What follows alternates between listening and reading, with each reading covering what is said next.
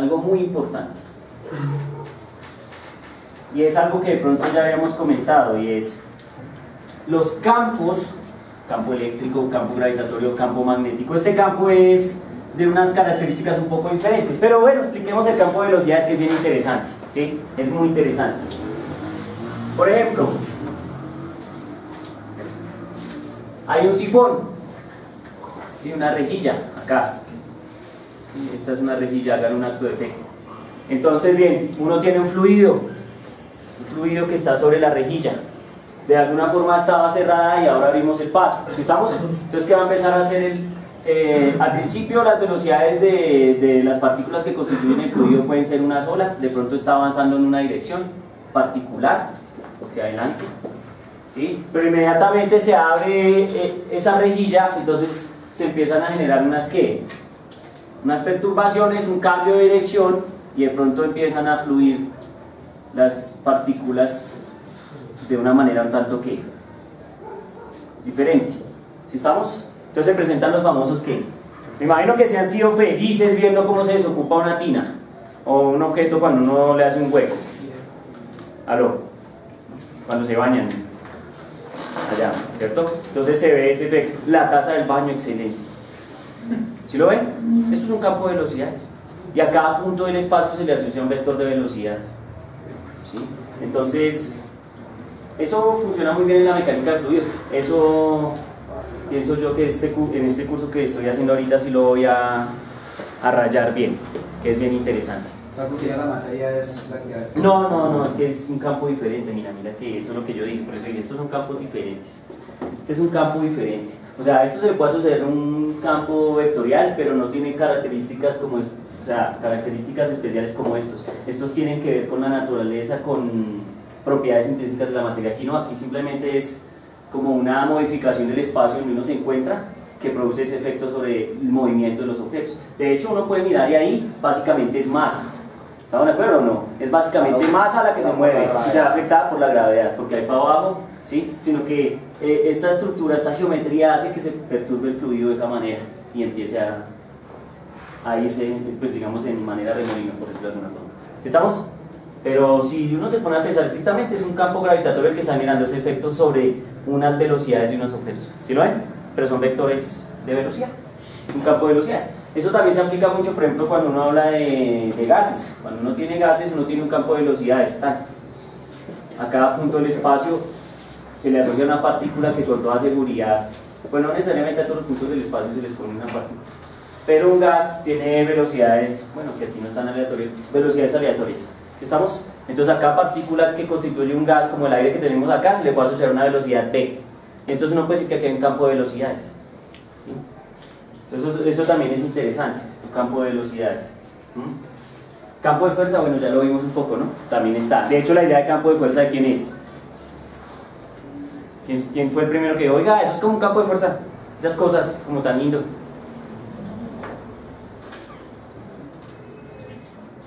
No fue Tesla. Por si acaso, ¿no? Entonces, ¿quién fue? No, el archienemigo que yo le he puesto a Tesla. ¿Quién? Oiga, ¿ustedes no han venido a mi clase o qué, hombre? No, yo hablo aquí solo, ni ya siendo famoso por videos me ven. Michael Faraday, señores, el de los Faradayos. ¿Sí estamos? El hombre es el que plantea estas ideas. De hecho, él no raya, recuerden, él no raya ecuaciones, no volea campos vectoriales ni nada de eso. Él solo presupone cosas, hace experimentos y puede filosofar respecto a sus experimentos porque tiene la capacidad mental de hacerlo. ¿Sí estamos? Entonces él define como el concepto de campo de fuerza. Pero quien modela esto matemáticamente es ¿quién? Bueno, Maxwell, James Clerk Maxwell. Muy bien, entonces miren, ¿qué es lo que vamos a hacer? Ustedes esto que yo estoy discutiendo acá ya lo habían trabajado, esto que yo estoy diciendo acá ustedes ya lo habían rayado, ya lo habían analizado en otros cursos. Yo aquí solo hago un recorderis. Entonces, los causantes últimos, o bueno, principales, no sé, de los campos, por ejemplo del campo eléctrico, del campo gravitatorio y del campo magnético, como ya lo dije, son propiedades intrínsecas de la materia. Entonces, por ejemplo, el causante del campo eléctrico es un exceso o un defecto de una propiedad intrínseca de la materia que se llama ¿qué? Carga eléctrica, ¿cierto? Y la carga está asociada a partículas elementales, a electrones, ¿a qué más? Protones, ¿sí estamos? Entonces, siempre cuando uno termina hablando del origen de campos físicos, generalmente termina acudiendo a una propiedad de la materia fundamental, ¿sí? Y a las partículas elementales, en este caso para la carga eléctrica, entonces uno dice que el causante de la carga es, pues generalmente el electrón, ¿sí? Exceso o defecto de electrones produce ¿qué? El efecto de carga, ya sea positivo o sea negativo, ¿sí estamos? ¿Listo? ¿Quién es el causante del campo gravitatorio?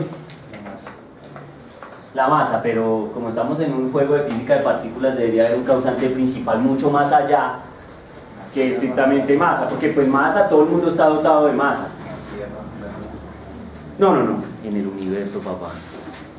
Claro, aquí con nosotros ahora, ¿quién es el causante de que el borrador toque el suelo rápidamente?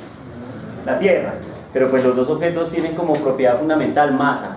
Pero como estamos asociando a cada campo una propiedad que está dentro de la materia, dentro del átomo, que son las famosas partículas, aquí voy a escribir que esto es como una listica de partículas. Partículas. ¿Sí? ¿Sí? ¿Quién es el causante del campo gravitatorio?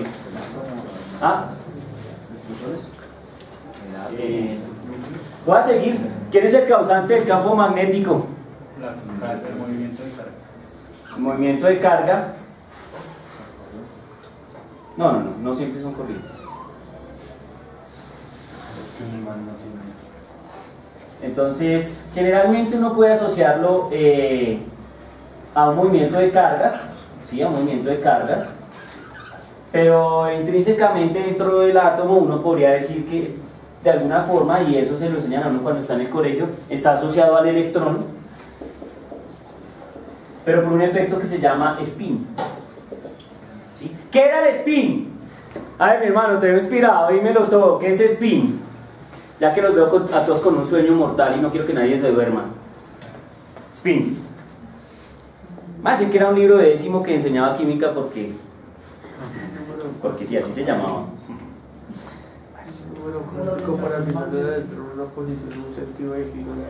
Eso, duro, mi hermano, que estás inspirado, me encanta. ¿Cómo es que es? Un número cuántico que se le asigna al electrón para definir un giro. Sí, es un número cuántico que se le asigna a un electrón para definir un giro. Claro que ese giro, muy bien, claro que ese giro, bueno, lo que pasa no es que necesariamente el electrón esté girando, eso es para que uno comprenda fácil. Realmente, sí, porque es que físicamente las unidades que definen el spin tienen unidades o están asociadas a una cosa que se llama momento angular. ¿Sí estamos? Entonces, por ahí entonces pensaría que es de giro, pero no necesariamente es eso. ¿Sí estamos? O sea, no es que los físicos vean girar los electrones sobre un eje y tal. Lo que pasa es que sí está asociado a una cosa que se llamaba principio de exclusión de Pauli. ¿Te acuerdan del principio de exclusión de Pauli? Vamos, Millos, ¿te acuerdas del principio de exclusión de Pauli? Principio de exclusión de Pauli. Martínez, principio de exclusión de Pauli. Principio de exclusión de Pauli. Y allá atrás, mi amigo, que me mira así concentrado. Como, maldita sea. Madre que me está hablando, ¿la digo que no? Bueno, ya. Principio de exclusión de Pauli, señor, que se ve inspirado.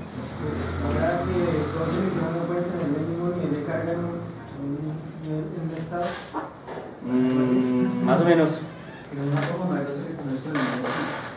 ¿Que en un átomo no hay dos qué? Más o menos. Lo que pasa es que recuerden que nosotros dijimos algo y lo dijimos empíricamente y es: los electrones viven, según el modelo del átomo de Bohr, deberían vivir en unas órbitas, ¿cierto? Pero entonces, ¿cómo es posible que dos electrones que tienen signos iguales de carga vivan sobre una misma órbita sabiendo que tienen unas fuerzas de repulsión salvajes? Entonces la pregunta es: ¿cómo podemos compensar esa tendencia autodestructiva del átomo para que no se desarme? Entonces una forma puede ser rotación, la rotación genera spin, y al electrón rotar se está moviendo. Por eso digo, no necesariamente es una corriente, se está moviendo. Como supuestamente lo estamos asociando a una rotación, entonces el movimiento de rotación del electrón podría generar una polarización, o sea, un campo magnético norte-sur. Si tenemos los dos electrones, sí, tienen la misma carga, bla, bla, bla, bla, pero resulta que estos tienen polarización diferente, entonces eso va a generar una fuerza de cohesión, ¿sí? Una fuerza de atracción magnética, que puede compensar de alguna forma la tendencia de repulsión que tendrían los electrones por fuerza eléctrica. ¿Sí estamos? Entonces uno, pues a priori, en una versión muy virginal, podría pensar que ese es el efecto del principio de exclusión de Pauli que está asociado al spin. Entonces miren, el spin es el causante de alguna forma de lo que uno denomina magnetismo, ¿sí? Y también pues obviamente el movimiento de cargas eléctricas, o sea como corrientes. Estamos que eso ya lo vimos, que ¿quién fue el que se hizo el experimento y se dio cuenta de eso? ¿Cómo es que se llama el nombre? Pregunta de parcial. De darse cuenta que el movimiento de cargas eléctricas produce campos magnéticos, señor. Cuénteme usted.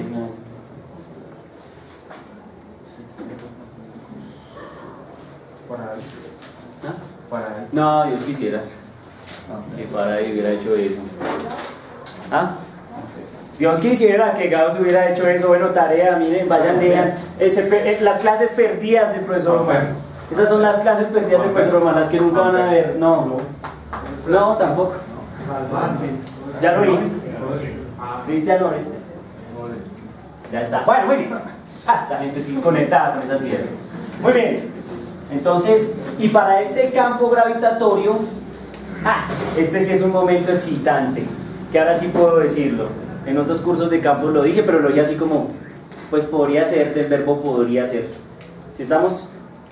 Y ahora todavía digo que podría ser, pero con más certeza de que es muy posible que sea. Aquí uno podría decir que si hay alguien que es causante de la masa de algo, porque obviamente esto está asociado a una cosa que se llama masa, uno podría hablar, con miedo a equivocarme seguramente más ya en videos y todo, pero miren, podríamos decir que podría estar asociado de alguna forma al bosón de Higgs, creo que es con doble G, ¿cierto? ¿Aló? Entonces podría estar asociado al bosón de Higgs, porque ustedes saben que es el bosón de Higgs, ¿no? Hermano, dímelo todo, bosón de Higgs, que hasta famoso sí es, y eso también hace como 2 años salieron unos locos allá, o 2 o 3 años, ya no me acuerdo. Y que el bosón de Higgs. La partícula de Dios. La partícula de Dios. La partícula de Dios. Ustedes saben por qué se llama partícula de Dios, ¿no? Cambiaron el nombre. Creo que se le cambiaron el nombre.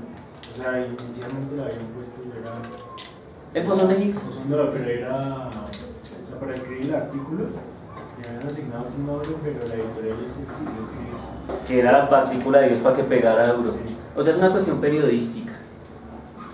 Una cosa de la física, es una cosa de que unos periodistas se enloquecieron, miedo que eso era la partícula de Dios. Por eso es que, pero miren el poder de un periodista. Eso nunca lo dijo un físico, pero usted pregúntale a una persona cuando le dan la partícula de Dios y pues piensa que realmente está asociado con Dios, cuando realmente es solo un nombre. Es peligroso lo que uno puede decir cuando uno tiene el poder de decir. Bueno, pero hablando del bosón de Higgs ya en serio, y que sí es la partícula de Dios, digamos, por denominación. ¿Qué pasa? ¿Qué hace? ¿Cuál es la creación de la materia? Tiene que ver con algo de la creación de la materia. O sea, en teoría, lo que yo entiendo, yo de físico de partículas no soy, así que podría estar bastante equivocado, pero más o menos es un mecanismo por el cual la naturaleza asigna masa a las diferentes partículas. Entonces, como que el bosón de Higgs le dice, pasa un fulano, un ente por ahí le dice, hey, vas a ser quark, te doy esta masa. Pasa fulano, te doy esta masa. Como que genera una inercia, ¿sí? Es un campo, se llama el campo Higgs, y es un campo que genera inercia sobre las partículas.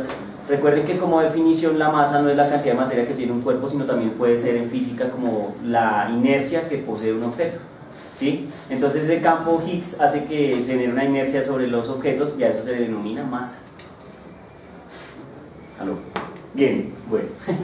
Entonces, pero hace 3 días, ¿cuánto fue? ¿3 días? ¿4 días? Ya se me olvidó. Ondas gravitacionales. Uy. Entonces descubrieron ondas gravitacionales. Eso es muy interesante porque la mecánica cuántica ha cuantizado prácticamente todas las ondas que nosotros conocemos. ¿Sí? O sea, ha probado que vienen por paquetes, que no son continuas, que vienen por energía discreta. ¿Sí? Los famosos cuantos de Planck y eso. Entonces, una posibilidad podría ser que estas ondas gravitacionales vengan cuantizadas. O sea, que ahorita salió eso, ¿no? Lindo. Ahora ya salieron más problemas, porque lo primero que van a hacer unos locos es decir, bueno, venga, empecemos a cuantizar esas ondas si es que se pueden cuantizar. Y si están cuantizadas, se esperan que estén cuantizadas por una partícula especial. Es posible que eso de alguna forma esté asociado con lo que algunos han llamado el gravitón. ¿El gravitón tiene tilde en la O, será o no? Sí, ok. Entonces, el gravitón. Sí, el gravitón. Entonces, ¿qué es esa partícula? Pues es la partícula que garantiza la existencia de la gravedad. ¿Sí? Es una partícula de tipo cuántico. ¿Que si alguien la ha visto? Pues no. Entonces por eso digo, es que es teórica la cosa. Pero lo que pasa es que todas estas partículas cuantizan alguna cosa. Por ejemplo, el electrón cuantiza, ¿no? Porque por eso uno dice que la carga está ¿qué? Cuantizada. ¿Eso qué quiere decir? Que la carga viene por pedacitos. No es continua, sino viene por pedacitos. ¿Sí? Ese es el mínimo pedacito de carga que hay. ¿Un qué? Un electrón. ¿Lo pillan? Entonces así uno podría pensar que la mínima causante de gravedad sería el gravitón. ¿Se pueden hacer experimentos para sacar un gravitón de la materia? Porque ustedes saben que, ¿cómo se sacan las partículas de la materia? ¿Cómo es que hacen los manes para saber que existen bueno, esos tipos que se inventan un poco, o bueno, inventan un poco de partículas, mejor no inventan porque no inventan nada. Que el quark up, el quark down, el quark bottom, el quark channel, no sé qué, en fin, bueno, un sinnúmero de animalitos. ¿Cómo los sacan? ¿Cómo saca esa gente esos animalitos de allá? Si uno le enseñaron escasamente el protón, neutrón, electrón y ya le iban generando problemas en la cabeza. Ahora sale que hay una... Esos manes tienen un zoológico con un librito de partículas. Entonces aceleran y golpean, colisiones. Y entonces ahí se rompe la materia y salen un sinnúmero de partículas. La energía se debe conservar, entonces hay que sumar todos los pedacitos para mirar que la energía que traíamos al inicio es la misma que salió al final. Entonces, por ejemplo, uno podría sacar el gravitón. O sea, uno se podría arriesgar a sacar el gravitón. Breve, construyamos un acelerador de partículas que nos genere un gravitón. No hay problema. Necesita que el acelerador de partículas tenga un tamaño más o menos del sistema solar. Que se necesita una energía que salvaje, o sea, porque se necesita una muy alta energía para sacar eso porque está muy adentro de la materia. ¿Cuánto es la energía del acelerador en este momento, ingenieros eléctricos? ¿Para cuánto es que va?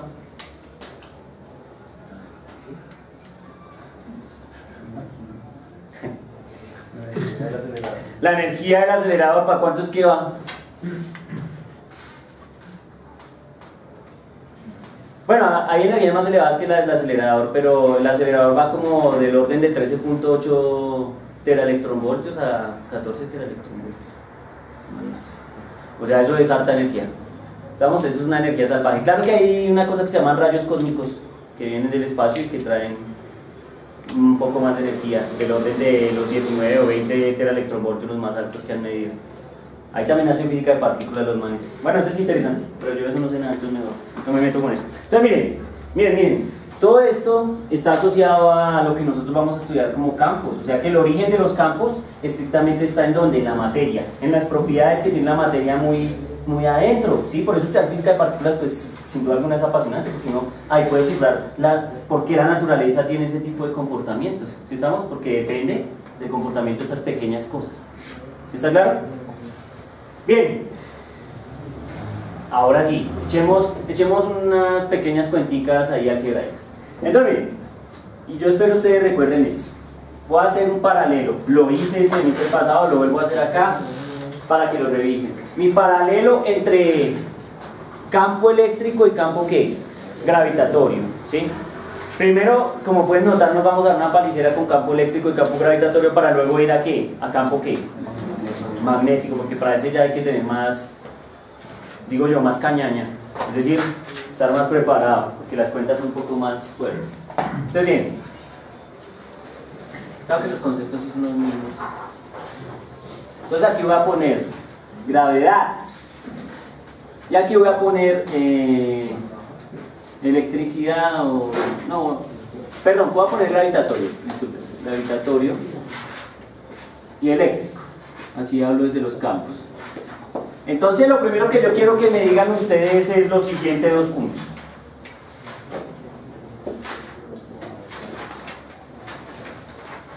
A ver, Vladimir, colabore, mi hermano. ¿Yo no? Me hace esa cara de... ay, bueno, ya. ¿Cuál es la ecuación que define la fuerza gravitatoria, Vladimir? Dícteme. Yo le ayudo. ¿Cuál constante? G. ¿G? ¿Esa G? No. ¿Ah, no? Ah, G mayúscula. Listo. Ah, menos, dice que menos. Bueno, le pongo un menos. G. Pero Vladimir, ¿dónde?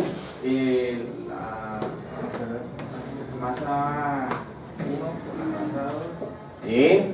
sobre la distancia al cuadrado. Sí.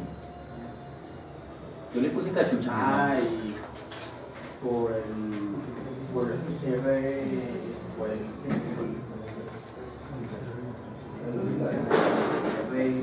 ¿R qué? Perdón. R cachucha sofisticada, sí señor. Muy bien. Si estamos R unitario. ¿Está claro hasta ahí? Entonces, ahora miremos cuál es la fuerza que define el campo eléctrico, amiga. Perdón, la fuerza eléctrica. Amiga, colabórame. Sí, maldiciendo el profesor. La constante de eléctrica. Sí. K1 por K2. ¿Qué? ¿Qué? QQ, perdón. Me pone nervioso.